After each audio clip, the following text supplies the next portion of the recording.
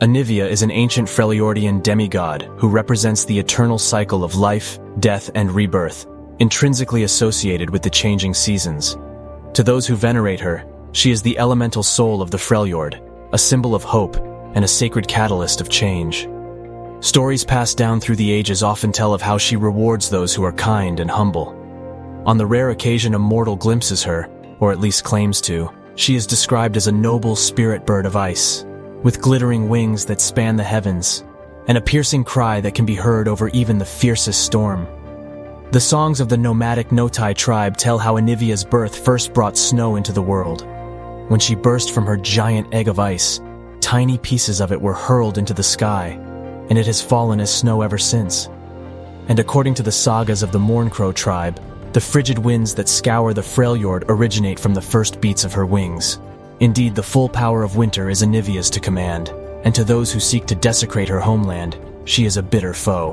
When roused to anger, she can cleave fortresses and mountains, and her screech can summon blizzards cold enough to shatter steel. One of the most enduring and respected beliefs is that Anivia's greatest gift to the Freljord was the creation of true ice. Infused with elemental magic, this unmelting substance is pure and potent, and the greatest seers and ice mages have long strived to use shards of true ice to amplify their might, while weapons that have even a tiny sliver forged into them are deadly beyond belief. When mortals first arrived in the Freljord, Anivia welcomed them. Seeing that they could not withstand the cold, she guided them to secluded valleys where they could shelter, become established, and slowly harden themselves against the elements. She nurtured and watched over them for those first precarious centuries, and they, in turn, worshipped her. Anivia hoped that these newly arrived tribes would remain unified in defending the Freljord from outsiders. But slowly, infighting and blood feuds became all too common, making an invasion inevitable. According to legend, a greedy southern king marched his warriors up through the mountains, seeking to claim dominion over the Northlands and shackle their wild magic for himself. So enraged was Anivia at the outsiders' hubris and disrespect that she blasted them with a snowstorm that lasted a century and a day. Scattered standing stones can still be seen on the scouring plain, which the locals claim are all that remain of that ancient army. Other tales include the Avarosan legend of Ulla Shatter Spear, an iceborn warmother who was favored by Anivia for saving a young hawk from a Rimefang wolf. Across her lifetime, the Cryo-Phoenix protected Ulla from harm, and when she finally fell in battle, having witnessed almost 100 winters, it is said that Anivia welcomed her with wings spread wide.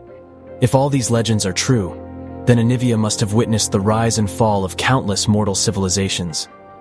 While there are still some dwindling remnants of those earlier times, most have long been forgotten and buried beneath millennia of ice. But death cannot touch Anivia herself. The sagas speak of how she has been struck down and slain a handful of times throughout history, though she is always reborn. For as long as the Freljord exists, her soul is immortal.